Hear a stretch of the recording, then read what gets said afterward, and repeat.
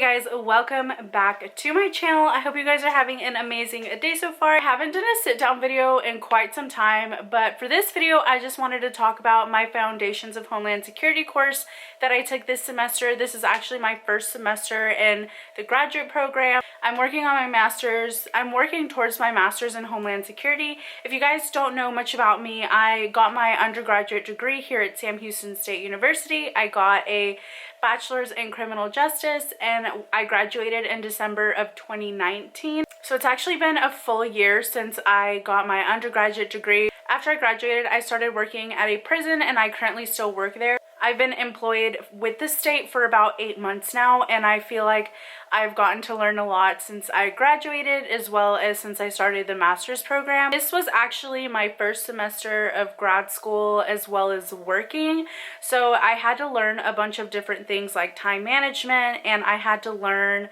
how to prioritize assignments and how to basically schedule out my schedule in order to be successful this semester. So for my first semester of grad school, I took 2 classes instead of 3 because I didn't know how working 48 hours a week on top of grad school would be. So I just wanted to play it safe and I took 2 classes. The first class that I took was Foundations of Homeland Security with Dr. Baker, and then the second class that I took was Unconventional Threats with Dr. Marag. Both of my professors have been absolutely amazing. I've gotten to learn so many things and I feel like both professors are really great. So for today's video, I'm actually going to be talking about my Foundations of Homeland Security course. And I know a lot of you guys who are subscribed to my channel are either interested in criminal justice because I did get my bachelor's degree in criminal justice, and a lot of my videos are related to criminal justice, but I also know that a lot of you guys who are newer are also wanting to do Homeland Security or types of security studies type of work. I actually have my iPad right here and I use my iPad for a lot of my work. You guys have seen in my videos I take notes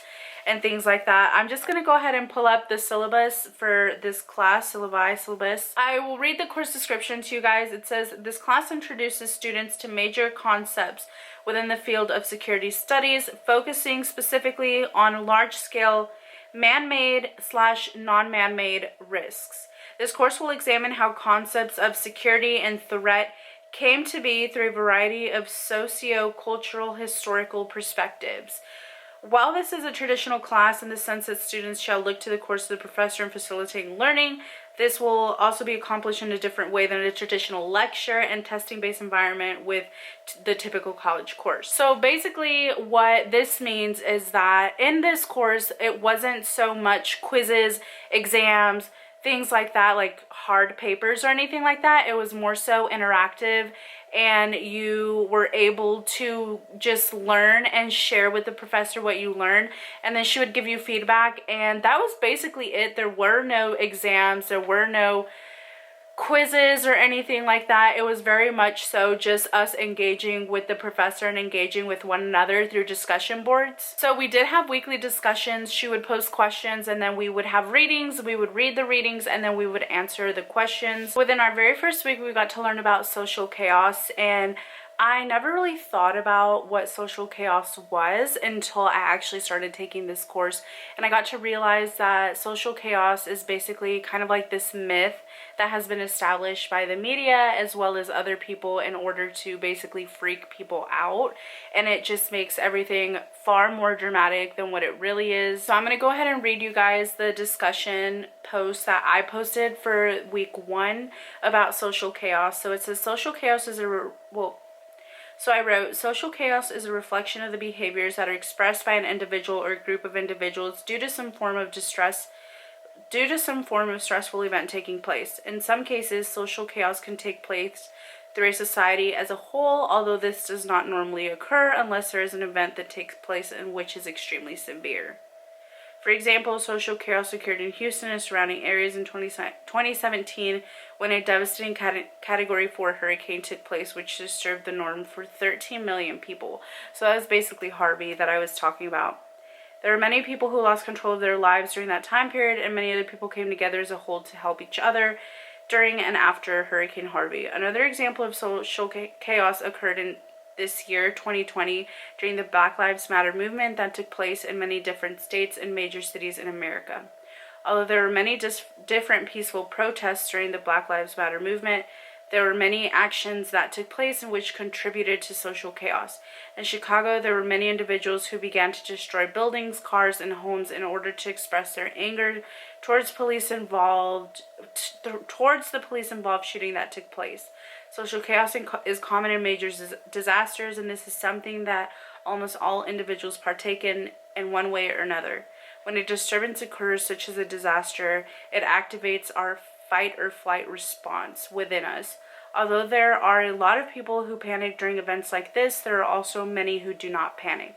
Social media causes the reactions that humans have when anything major or severe takes place that could put individuals at risk.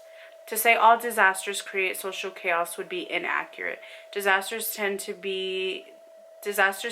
disturb the norm for people, although it does not cause complete outbreak of distress in our society. Social media normally makes information sound much more worse than what it really is, which causes people to panic. When I actually talked about that, I honestly believed that social chaos was like a real thing, and then we watched a certain video, and then after that we had to respond to the second part of the discussion, which was we watched a certain video and it said, how does the video contradict the mythologies of social chaos and disaster? One thing that I learned that I didn't know is that social chaos is actually a myth. It's not actually a thing. Like I said, social media plays a big part in how people react to certain things, and so I got to learn that social chaos is definitely a myth and not an actual thing. For my discussion post for this part, I put, I did not realize that social chaos is a myth. When people think of disasters or events in which cause people to panic, people tend to think of all the negative things that are occurring, parentheses, such things in which are expressed by social media, articles, news channels, etc., instead of trying to be positive. Being optimistic during disasters is not common amongst all people, but there are many people who do think logically during these stressful events. This is a statement that I honestly was not aware of. One of the things that this video made me question was, why did news channels or social media show the most negative aspects to people instead of showing them the positive? Social media plays a huge role in what everyone else sees and how they respond. This reminds me of fake news because it provides alternative truths to what is actually being taken place. This video contradicts the social chaos mythology because it shows that during times of fear and uncertainty, there are many individuals who came together with a strong mind to help others. Watching this video made me realize how great humans can be. We are portrayed as selfish, fearful, and weak by the social chaos myth, but this video opened my eyes and made me realize that when people come together selflessly, we can make a tremendous impact on someone's life.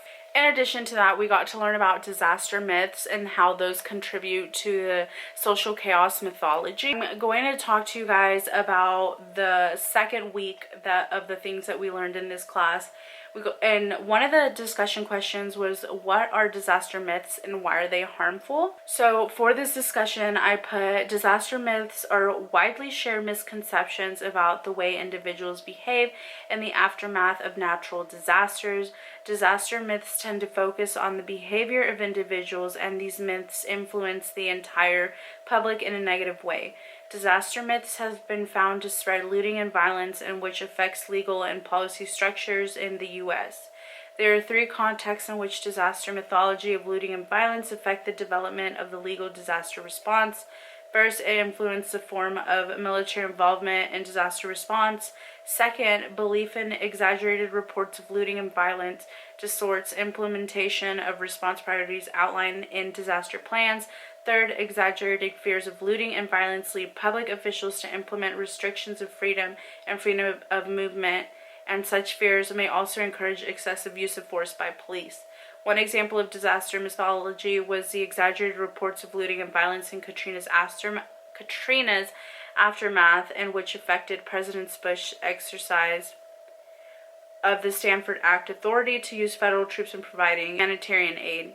This myth delayed President Bush's development of the federal troops to aid Katrina survivors. That is another thing that I didn't know, that disaster myths actually affect how productive government agencies or public officials can be when it comes to helping aid people who really need the help. For our week 3, we learned about the planetary crisis, and we got to read this certain book by this author called Masco. One thing that I also didn't know was about planetary crisis, so you guys can go ahead and Google that, planetary crisis, and see what I'm talking about. So for this discussion post, it basically just asked me to talk about planetary crisis. And so I put, Americans were made to believe that Hurricane Katrina had such impacts similar to those of the nuclear attack. And nuclear imagery that was produced had officials, rescue workers, and victims transform a Category 4 hurricane into a nuclear warfare problem. The destruction that was caused by Hurricane Katrina was understood as a nuclear catastrophe to many American citizens and American political leadership. The U.S. media portrayed Hurricane Katrina to have major effects in ways that the national security's ability to respond to a nuclear attack instead of being seen as a violent weather or how it's linked to climate change. News stations reported that FEMA responded not to a natural emergency but rather to an imagined nuclear emergency. Another issue that arose with the fact that cable television shows used Katrina to rehearse WMD preparedness, focusing not on the floods or environmental change but the biological warfare, chemical weapons, and terrorists armed with nuclear weapons. The response to a devastating storm had revealed how embedded nuclear concepts in the U.S. political culture are. How and why was a natural catastrophe immediately transformed into an act of nuclear warfare in the public imagination? Climate change has been viewed as a threat to national security rather than a threat to the Earth. Masco argues that nuclear warfare and climate change would create a national security crisis. Today, security remains embedded in a narrow concept of threat and national advantage in the U.S. political culture.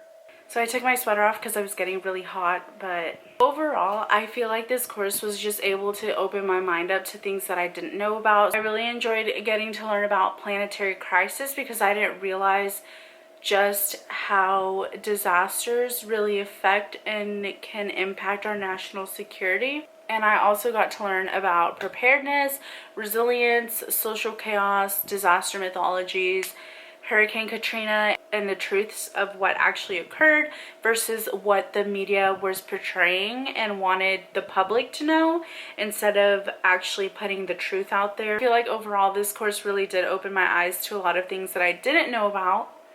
And I felt very excited to learn about different things in this course and continue learning about Homeland Security, because as someone who got their undergraduate degree in criminal justice, I feel like this is very much different. I feel like that they are their own separate fields, and I'm starting to realize that I like Homeland Security a lot more than I enjoyed criminal justice. Hopefully I can make more videos like this where I can share what I learned in certain classes for you guys so you guys can see what we did. But I hope you guys did enjoy today's video. If you guys have any other questions on this course that I took, Foundations of Homeland Security with Dr. Baker, make sure to leave them down below and I will try to answer them as best as I can. Overall, I would say that this semester was pretty good. Next semester, I will be taking security and management as well as critical infrastructure protection. But I feel like this semester was a pretty good one, although I would say time managing my 48 hours of work on top of